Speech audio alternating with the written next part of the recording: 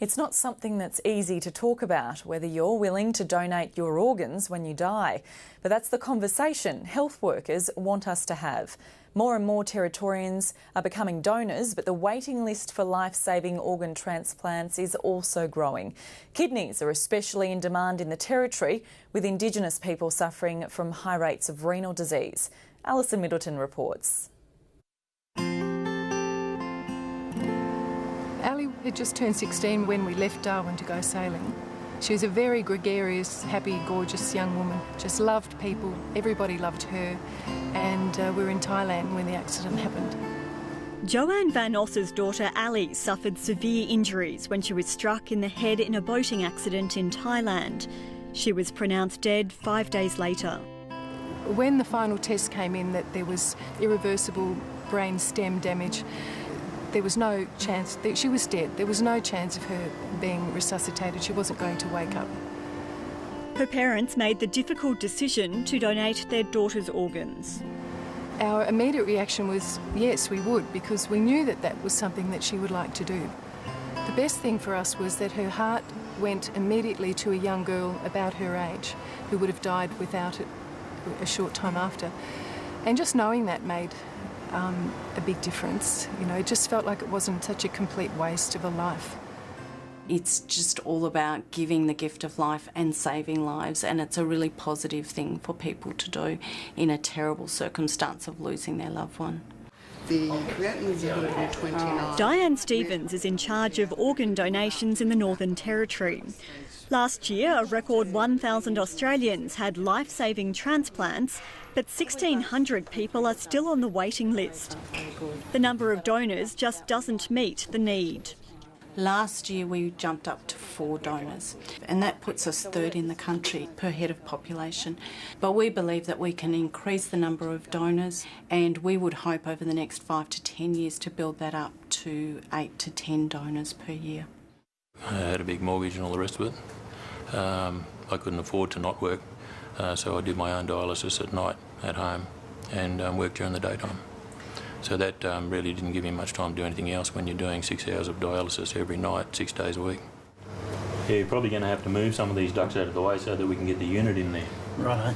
Mark Harris suffers from a hereditary condition that led to kidney failure. He was on dialysis for 4 years before a successful kidney transplant 14 months ago. I can go fishing for 3 or 4 days or 5 days in a row, and all they have to do is take a handful of pills, you know. So it's very, very close to being a normal person. In the Northern Territory, 22 people are waiting for a transplant. Most need a new kidney and could wait up to 3 years for the operation. Unfortunately, we just have this very high rate of kidney disease in the Northern Territory, which is much higher than interstate. And particularly in Indigenous patients, the rate of kidney failure is 13 times the national average. And most of that has got to do with childhood illnesses, and some of it has to do with diabetes and lifestyle. When I was getting dialysis treatment 3 times a week, I asked the nurses about getting an organ donation. I wanted to, have a better life so I could go out to community and do some work around. A kidney transplant in Adelaide 6 years ago transformed Jeannie Herbert Nungarai's life. Dialysis treatment meant she'd had to stop work as an Aboriginal language interpreter. Now she's enjoying her job once more. I feel really good.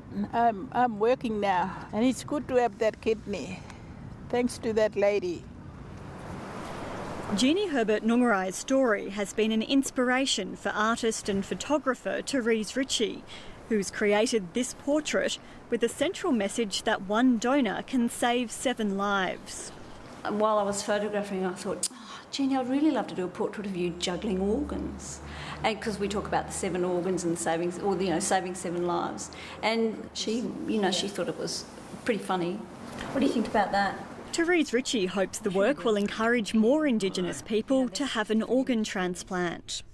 My friends who say, so-and-so's on dialysis, say, have they heard about the possibility of getting a transplant? And they said, oh, yeah, we don't know much about it. So it's there. It's just a little seed. When I was young, I thought I was Superman. I used to be a young, big, strong fella, played football, basketball. This educational campaign is also reinforcing that message. But now, due to the, young man syndrome, many Indigenous dialysis patients don't take up the offer of a life-saving operation. it was scary at the start of getting a transplant. But the campaign is making inroads. We used to have about 10 people on the waiting list, and it's risen in the last couple of years up to 20 people as more people become aware that kidney transplantation is an alternative when they get kidney failure. So in last year we transplanted 10 patients, whereas previously we'd only transplanted 4 to 5 patients a year. Some Aboriginal people are frightened. They think it's the end of them, end of their life and all that, but I really want Aboriginal people really to get organs, from organs that are donated to them from interstate. It'll save their life. There's also a push for more Aboriginal people to become donors. Organs from Indigenous donors are more likely to match Indigenous recipients.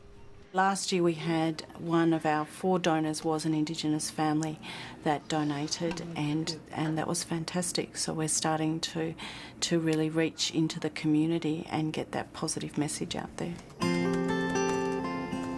While Joanne Van Os's life will never return to normal, she takes comfort from knowing her daughter saved the lives of 7 people. Now she's encouraging other families who find themselves in her situation to make the same decision. If you can save the life of someone else, it can't do anything but ameliorate your own grief, even in the smallest way. I mean, nothing takes away the pain or the grieving that you go through, but to know that someone else has benefited from your child's life, that makes a big difference, and it's really worth doing.